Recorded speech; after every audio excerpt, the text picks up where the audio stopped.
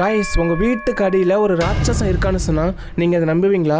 உண்மையாகவே நம்மள ஒவ்வொருத்தவங்களோட வீட்டுக்கு அடியிலையும் ஒரு ராட்சசம் இருக்கான். அவரோட பேர் தான் வாஸ்து புருஷ். இந்த வாஸ்துங்கிறவர் சிவபெருமானோட வேர்வையிலிருந்து பிறந்தவர். இவர் பிறந்த உடனே இவருக்கு அதிகமாக பசி எடுத்திருக்குது. அந்த பசி இவருக்கு நாளுக்கு நாள் அதிகரிச்சுட்டே போனதால இவர் கண்ணுல பட்டது எல்லாத்தையும் சாப்பிட ஆரம்பிச்சாரு. இவர் அதிகமாக சாப்பிட்டதால இவர் ரொம்ப பெருசாயிட்டாரு. ஒரு கட்டத்தில் இந்த உலகமே அழியிற நிலைமைக்கு போயிடுச்சு. இதை பார்த்து பயந்து போன பிரம்மாவும் மற்ற தேவர்கள் எல்லாரும் ஒன்று சேர்ந்து இவரை பிடிச்சி பூமிக்கு அனுப்பிச்சு வச்சாங்க. பூமிக்கு வந்ததுக்கு அப்புறமும் கூட அவர் சாப்பிட்றத நிறுத்தவே இல்லை. அவரை சாந்தப்படுத்துறதுக்காக ஒவ்வொரு தேவர்களும் அவரோட உடல்ல ஒவ்வொரு பாகத்துல உட்கார்ந்தாங்க. அப்போ அந்த அசுரன் ரொம்ப மன வருத்தத்தோட பிரம்மா கிட்ட, நான் என்ன பாவம் செஞ்சுட்டேன், ஏன் எல்லாரும் சேர்ந்து என்ன இப்படி வற்புறுத்துறீங்க, நான் பிறக்கும் போதே எனக்கு பசி இருக்குது, இதுல ஏன் தப்பு என்ன இருக்குது அப்படின்னு மன வருத்தத்தோட கேட்கிறாரு. இதை கேட்டதுமே பிரம்மா மனம் வருந்தி போய், நீ சொல்றது சரிதான், இதுல ஓன் தப்பு எதுவுமே இல்லை அப்படின்னு சொல்லி அவருக்கு வாஸ்து புருஷன் அப்படின்னு பேரை வச்சு அவருக்கு ஒரு சக்தியை வழங்கினாரு. நீ இனிமே ஒவ்வொருத்தவங்களோட வீட்டுக்கடியில தான் வாழ்வ. யாரெல்லாம் புதுசா வீடு கட்டுறது